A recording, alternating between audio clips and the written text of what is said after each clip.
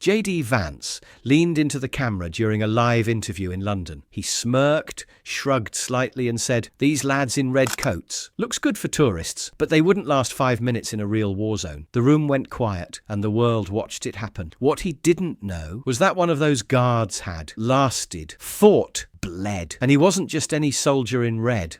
And when that guard took Vance to court, suing him for $100 million, he revealed something the cameras never expected. Not just the truth about tradition, but what happens when silence chooses to speak. Now, before we show you exactly what unfolded inside that courtroom, first, hit that subscribe button and drop a comment telling us where in the world you're watching from, because this one changes everything. Now, without further ado, let's get into it. The courtroom was so quiet, you could hear the second hand ticking on the wall-mounted clock. It wasn't the usual hush of legal formality. It was something deeper, the kind of silence that came from too many eyes watching something they couldn't quite believe, something they hadn't seen before, and in many ways, something they didn't yet understand. At the plaintiff's table sat a royal guard in full ceremonial uniform, crimson wool, white leather belt, polished brass buttons that glinted under the fluorescent lights. And beside him on the floor, leaning carefully against the wood, rested a tall black bearskin cap. The contrast was jarring. In this space of suits, binders and litigation, the sight of a Coldstream Guardsman looked almost mythical. His name, printed neatly on the docket, was Lance Corporal Thomas Wren. He didn't fidget, didn't blink excessively. His posture was perfect, hands folded neatly on the table before him. He could have been standing outside Buckingham Palace instead of suing the Vice President of the United States. But that's exactly where he was. A bailiff called the room to rise as Lady Justice Albridge entered, one of the most senior justices on the High Court bench. Silver-haired, sharp-eyed, and known throughout Westminster as someone who did not suffer fools. She sat, adjusted her glasses, and offered a single curt nod. "You may be seated." The shuffle of bodies followed, but even then the tension didn't ease. Across the aisle sat the defense, JD Vance, Vice President of the United States, flanked by a lean, stiff American legal team and 3 embassy aides who looked like they'd rather be anywhere else. Vance himself wore a navy suit and that familiar expression of political detachment, chin up, eyes tired but confident. The cameras had followed him since he arrived in London for a transatlantic summit, but this was not the headline he'd planned on. Behind both tables, the gallery was a packed theatre of unusual guests. British press, American reporters, Ministry of Defence personnel in civilian dress, off-duty guardsmen from Wellington Barracks. A pair of embassy security officers lingered in the back. One young woman from the Daily Mail was scribbling notes so fast her pen squeaked. Another reporter just stared at Wren like he couldn't figure out what story he was watching. Because this wasn't the start of a legal spat. This was something more serious. A decorated British soldier had filed a defamation suit against one of the most powerful political figures in the world. Not for money, not for fame, but for something the rest of the world had apparently forgotten: respect. And as Lady Justice Albridge called the hearing to order, everyone leaned in just a little bit closer, some out of curiosity, others out of guilt. Because whatever had brought a royal guard into this courtroom, it was about to come to light. It had aired only 7 days ago, but by now, nearly every British news outlet had played it a dozen times. A round-table interview. JD Vance, seated under soft lighting, flanked by fellow American diplomats, responding to what had seemed like a standard prompt. From a BBC moderator, what's your view on the United Kingdom's defence posture in the current geopolitical climate? At first, his answer had followed familiar lines: budget allocations, NATO cooperation, transatlantic unity, the usual stuff. But then came the smirk, the tilt of the head, the moment where he stopped speaking to policy and started speaking to opinion. "Look, I understand the tradition," he had said. "I've seen the changing of the guard. It's charming, it really is. But let's be honest for a second." The room had gone still. You've got guys standing around in red coats and bearskin hats. What is this? Theatre? These lads wouldn't last 5 minutes in an actual war zone. That's not defence spending. That's costume budgeting. There was a pause after he said it, like even his fellow panellists weren't sure he'd meant to speak aloud what had just passed through his mind. The BBC anchor blinked twice. Someone coughed off camera. Vance chuckled, seemingly unfazed. No offence to your ceremonial traditions. I just think modern security requires, well, more than stagecraft. That final line, the one about stagecraft, was what caught fire. The video clip hit social media before the hour was out. It played on televisions, in pubs, in barracks, in palace staff break rooms. Within a day, it had triggered a slow-building uproar that, while muted in the official press, was volcanic behind closed doors. Most of the outrage didn't come from politicians. It came from soldiers, from retired officers who still polished their medals once a year, from former guardsmen who'd done their time outside Buckingham Palace in full regalia, then shipped off to Helmand province the following winter. And most of all, from those who had bled, grieved and buried their mates while still wearing the same red coat Vance had mocked. The Ministry of Defence issued no official comment. The Prime Minister's office called the interview unhelpful, and Vance's team, sensing the winds changing, tried to spin it as a light-hearted remark. But then something happened that no one expected. A legal filing, straight from a London solicitor's office, backed by documentation, precedent, and the full cooperation of the British military tribunal system, filed on behalf of Lance Corporal Thomas Wren. The charge? Defamation and reputational injury to the Crown Guard Division, with specific prejudice toward those serving dual ceremonial and combat roles. At first, the American embassy assumed it was symbolic, some kind of public stunt, a statement without real teeth. But then the court accepted it, and the judge assigned to the case, Lady Justice Aldbridge. Suddenly the tone changed. Behind closed doors, government liaisons scrambled to assess damage control. The Vice President of the United States had triggered a lawsuit from a serving Coldstream Guard, and worse, the Guard was choosing to represent himself in full uniform, before press, before veterans, before Parliament's watching eye. The embassy requested dismissal. The court denied it. What had started as a gaffe had now become a full legal hearing, and as the media began to realise what was unfolding, the question shifted from what did Vance say to who exactly is this man standing against him? A ceremonial guard was suing a sitting world leader, and the country was about to learn that this particular soldier wasn't just standing for tradition, he was standing for truth. Thomas Wren was the kind of man you didn't notice until you had to. At Wellington Barracks, he wasn't known for bravado or pub stories. He didn't drink much, didn't complain, and never joined in when the younger lads traded rumours about celebrity sightings at the palace.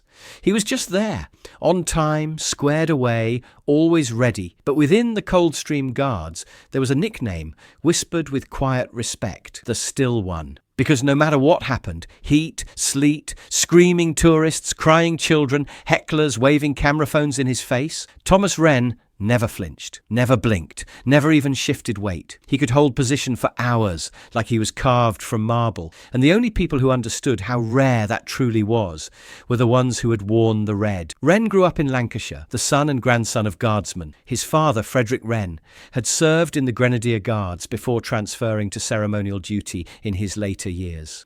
He died of a heart condition before Thomas turned 15. His grandfather had been posted during the Suez Crisis, and once said the finest moment of his life was saluting Her Majesty from the gates of Windsor. They weren't career soldiers chasing medals. They were quiet men, loyal to tradition, proud of what the uniform meant, and Thomas had never wanted anything else. He joined at 17, passed out from Pirbright with distinction, went into ceremonial duty straight away, and for a time it seemed that would be his path: pomp, posture, and pageantry. But then came Afghanistan. When the Coldstream rotation was pulled into the southern Helmand deployment in 2011, Wren volunteered, not because he was eager for combat, he wasn't, but because someone had to go.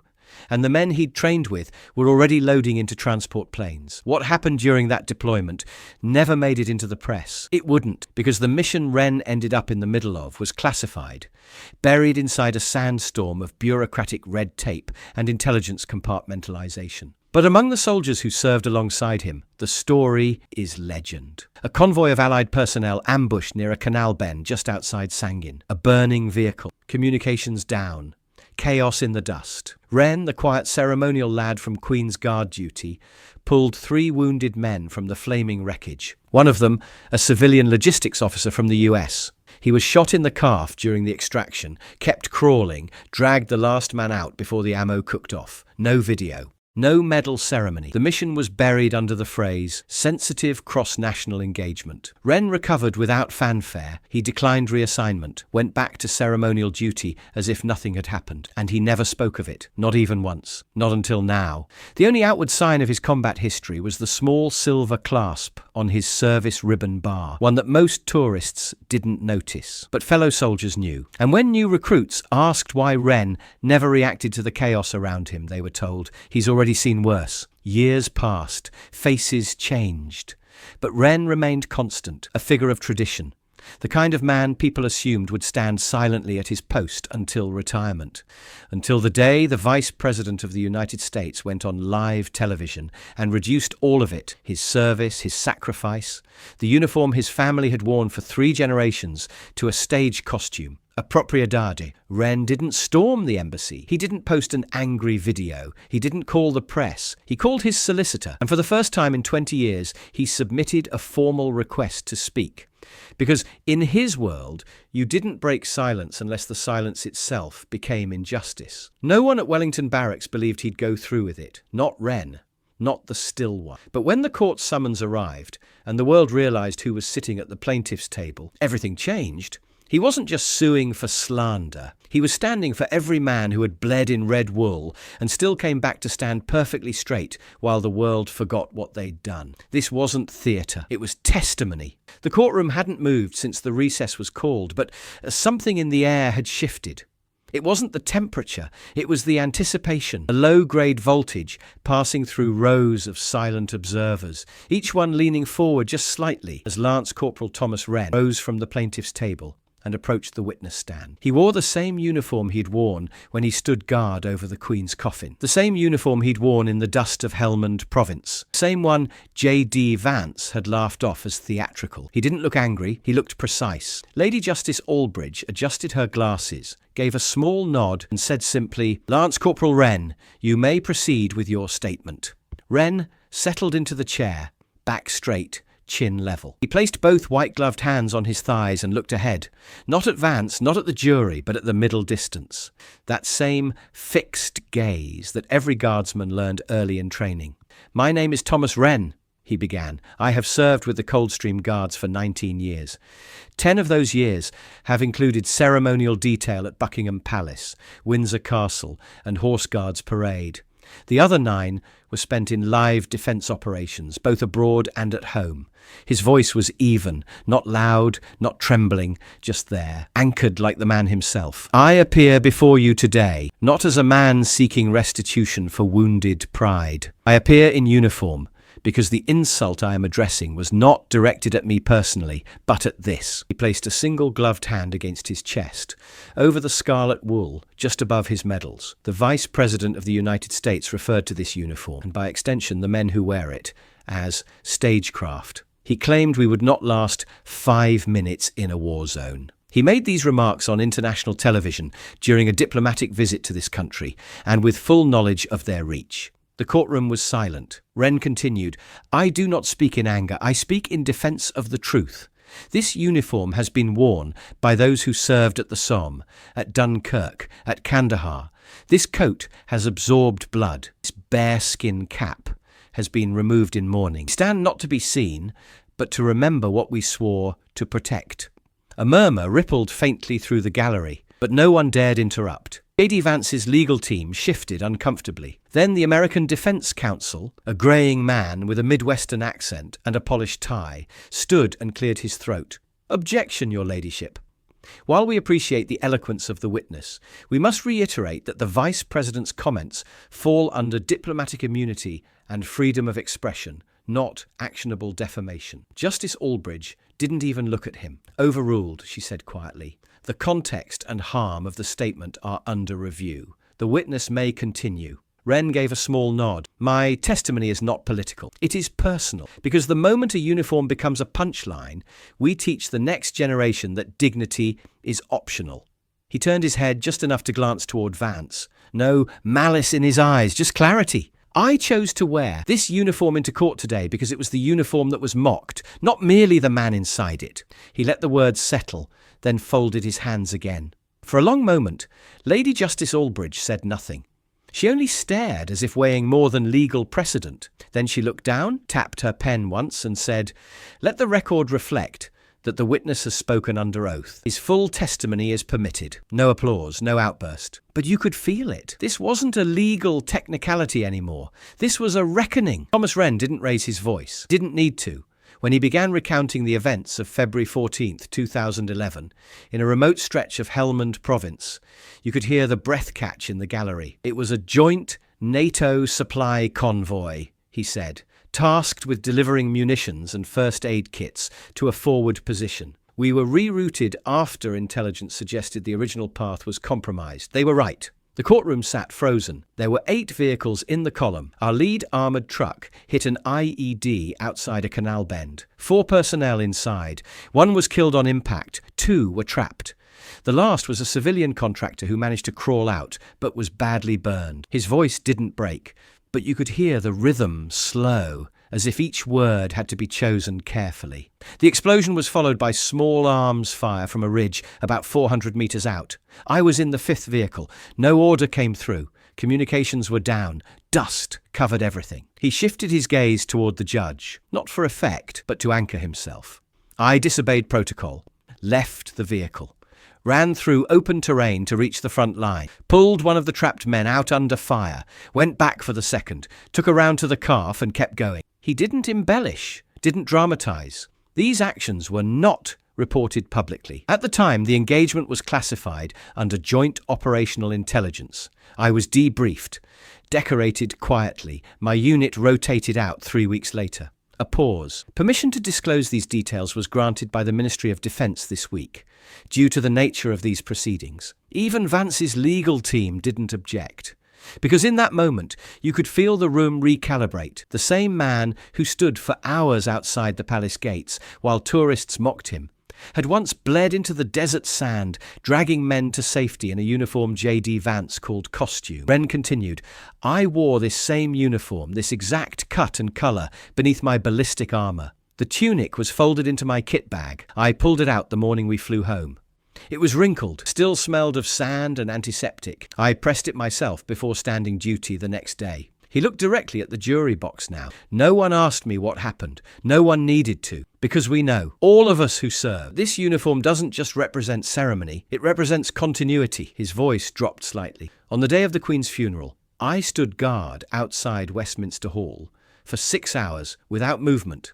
My leg throbbed the entire time. The same leg that caught shrapnel outside that canal bend. I didn't flinch." He held up his hand, not dramatically, just enough to show the faint, permanent scar that traced from the base of his palm up toward the wrist. "Same arm I used to drag the last man from the wreckage." Now the silence was more than reverence. It was realization. Vance's words hadn't just mischaracterized a tradition. They had erased the invisible thread that bound battlefield and ceremony together.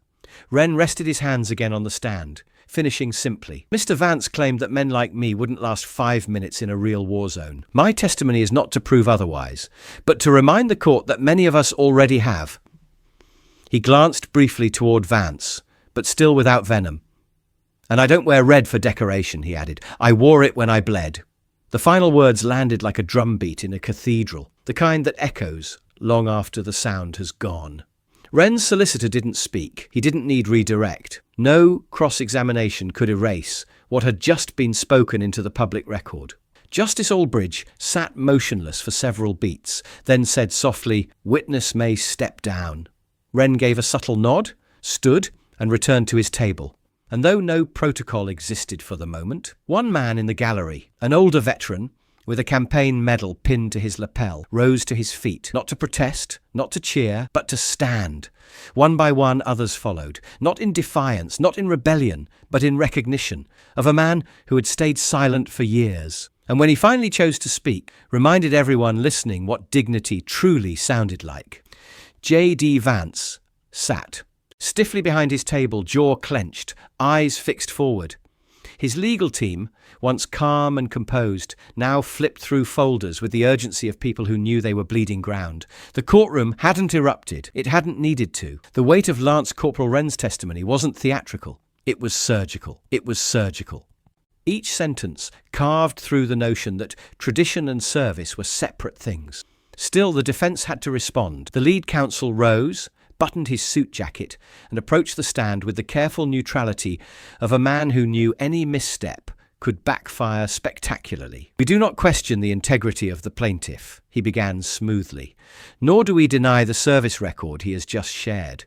But we must remind the court that my client's statement was made during a political interview in a casual tone and was clearly framed as opinion, not a targeted attack on any individual." He turned to the jury, adjusting his tie slightly. "It was colourful language, yes, but political language. Hyperbole, the sort used every day across diplomatic commentary. My client did not name Lance Corporal Wren. He did not question his individual character.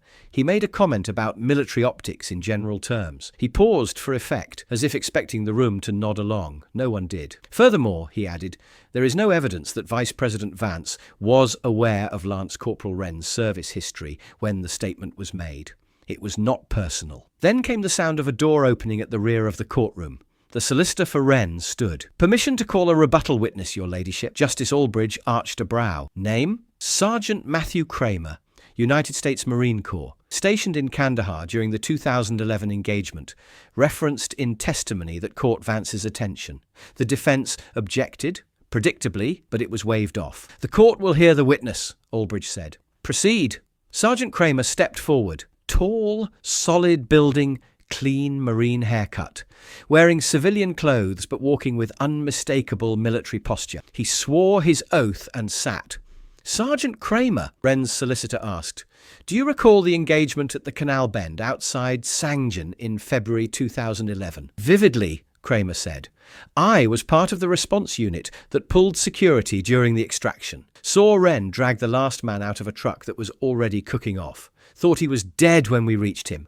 He wasn't, just wouldn't stop moving. And to your knowledge, was his name recorded in any official citation?" "Yes, sir. It was entered into a multinational coalition report, sectioned under Joint Operation Bravo Echo 12. His actions were flagged for valor citation." "Who signed off on the incident report?" Kramer looked directly across the room toward the defendant's table. "Then, Senator Vance. He was on the Senate Armed Services Committee. He visited our unit 2 months later on a fact-finding tour. Watched him read Wren's citation out loud in front of our CO. Called him a model of Allied bravery. His words." The air in the courtroom turned leaden. Even Vance blinked. Wren didn't move. Justice Albridge looked over her glasses at the defense counsel. "Would your client like to revise his statement that he had no knowledge of the plaintiff's history?" The lawyer opened his mouth, then closed it, because in that moment there was nothing left to spin. JD Vance had known exactly who he was talking about. Maybe not by name, but by uniform. And that was enough. When Sergeant Kramer stepped down, the courtroom didn't move, not for several seconds. Even the journalists, who had been scribbling non-stop since the hearing began, had fallen still, pens hanging useless in their hands. The tension hadn't broken. It had curdled into something heavier, something that made people shift in their seats, not because they were restless, but because they didn't know where to look. It wasn't outrage. It was shame. Vance didn't speak. He couldn't. His legal counsel leaned toward him, whispering something low and fast, but the vice president's expression didn't change. He simply stared at the desk in front of him, like he was trying to imagine a version of the morning that had gone differently. Across the aisle, Wren remained motionless, still as he'd ever been. The judge called a 5-minute recess. A murmur rippled through the room. Not conversation, just air, returning to lungs that had held breath too long. In the gallery, the crowd stood, stretched, and whispered in hushed tones. Most of them didn't leave. They just lingered, glancing toward Wren, with sidelong looks, usually reserved for marble statues or soldiers in portraits. A young journalist from the Times leaned toward her colleague. "He never even raised his voice." The colleague nodded, stunned. "That Marine, did he say Vance read the citation himself?" "Word for word." A few rows behind them, 2 guardsmen in civilian clothes exchanged a glance. One of them, barely older than 20, stood and without thinking raised his hand in a salute. It wasn't for the court, it was for Wren. The other joined him. A third, an older man in a tweed coat with a regimental tie, followed suit. Within moments, 6 men were standing, not applauding, not cheering, but simply standing in silent tribute. Wren didn't acknowledge them. That wasn't his way, but they stood all the same. The press caught it. Cameras snapped quickly, some zooming in on the subtle tremble of a guardsman's chin, others on Wren's still posture, the way the court's fluorescent lighting reflected off the red of his tunic. There would be no dramatic soundbite, no viral outburst, just dignity. A small commotion near the defense table drew attention. One of JD Vance's aides leaned in, phone pressed to his chest, and whispered something into the vice president's ear. Vance barely moved, but a microphone caught the phrase as it left the aide's mouth. "We're going to have to clean this up fast." It wasn't a legal strategy. It was damage control, because in that room, on that record, Vance hadn't just insulted a man, he'd misjudged a legacy. And the people who understood that legacy best were already on their feet, offering a tribute Vance had never earned, respect without demand. When the court returned from recess, the atmosphere was transformed. Gone was the ambient buzz of legal strategy and media observation. In its place was a kind of reverence, like something sacred had just happened, and no one quite knew how to resume normality. Lady Justice Albridge took her seat, her robes shifting slightly as she leaned forward and placed both hands on the bench. In reviewing the arguments, she began, her voice low but unmistakably clear. This court has considered not only the legal merits of the case, but the weight of symbolism behind it. Because some cases, rare as they are, do not merely hinge on facts, they hinge on meaning. She looked directly at JD Vance. Vice President Vance, your defense rests on the assumption that political speech is shielded by immunity and informality, that this was, in your words, a light-hearted remark. But words, when spoken from positions of global authority, are never light. She turned to Wren. And Lance Corporal Wren, your testimony, delivered without flourish, without theatrics, and without anger, has done something this court does not see often. It revealed truth without needing to shout it. There wasn't a sound in the room. This court rules in favour of the plaintiff. A quiet intake of breath rippled through the gallery, in recognition of the gravity of the insult and the station of the accused. We recognise the symbolic value of the damages requested. While this court does not impose financial penalties intended to punish political speech, we acknowledge the moral weight such a figure represents. She folded her hands. The court awards £100 million in symbolic restitution, to be donated at the plaintiff's direction to veteran rehabilitation programs and families of fallen service members. Gasps, not from the amount, but from what it meant. This is not a case about money, she said finally. It is a case about memory, about understanding that uniforms are not theatre props. They are worn by those who carry the burden of silence, of sacrifice, and of standing still while others rush past them without looking. She gavelled once. This court does not weigh uniforms lightly, especially those that carry the weight of service in silence. The room remained still for a moment longer. Then the clerk spoke, voice almost reverent. "Court is adjourned!" Long after the judge had departed, no one moved, because silence, it turned out, was the only way to honour what had just been restored. The cold press air hit Thomas Wren like a wave the moment the courtroom doors opened. Flashbulbs, microphones, dozens of journalists shouting over each other in a dissonant chorus of questions. "Lance Corporal Wren, do you plan to comment? Do you believe this ruling sets a precedent for political accountability? Was the figure of $100 million meant as a challenge to the vice president?" Wren didn't say a word. He didn't raise his hand, didn't shield his face, didn't offer even the hint of a nod. He simply walked, straight-backed, unhurried. The bearskin cap now tucked beneath his left arm. The same polished boots that had echoed through palace courtyards now carried him across the high stone steps of the courthouse without hesitation. To the cameras he looked unchanged.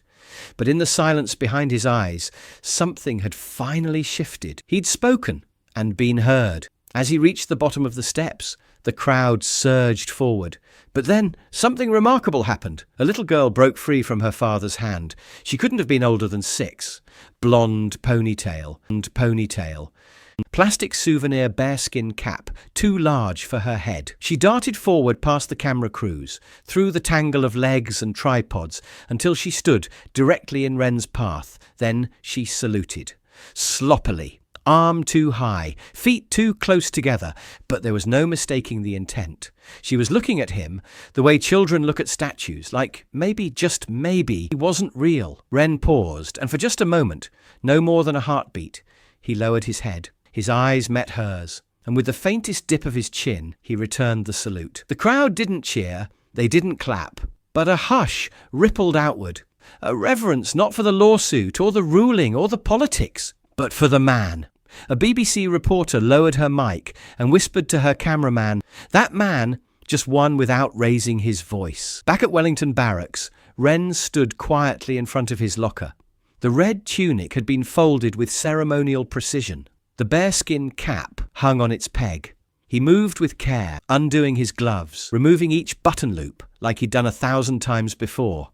Behind him, Sergeant Eleanor Pike entered. Mid-40s, sharp features, sleeves rolled up. She paused when she saw him. "They're saying you embarrassed a world leader," she said. "I didn't mean to, didn't say you meant to. Said you did." He said nothing, but the faintest smile crept at the corner of his mouth. As she passed, she added quietly, "They thought you were just standing still, Wren." She glanced back once. "They didn't realize you were holding the line." Wren looked down at his gloves, still white, still steady, and now, finally, seen. Would you have stayed silent like Thomas Wren, or stood up publicly the way he did? Do you think JD Vance's comment crossed a line, or was it just careless? And more importantly, should ceremonial soldiers be treated with the same respect as combat veterans? Let us know your thoughts in the comments. We read every single one, and your voice matters here. If this story moved you, hit that like button. It helps more than you know. Don't forget to subscribe and press the bell so you never miss our daily Royal Guard stories. We post every single day stories that reveal the truth behind the uniforms, the silence and the sacrifice. And if you know someone who still thinks these guards are just standing still for show, share this video with them. It might just change their mind. Check out our other stories now appearing on your screen, each one revealing a hidden legacy, a quiet act of dignity, or a moment that speaks louder than words. We'll see you tomorrow, same time, same place, with another story that proves the same truth over and over again. Some soldiers speak through silence, and when they finally break it, the world stops to listen.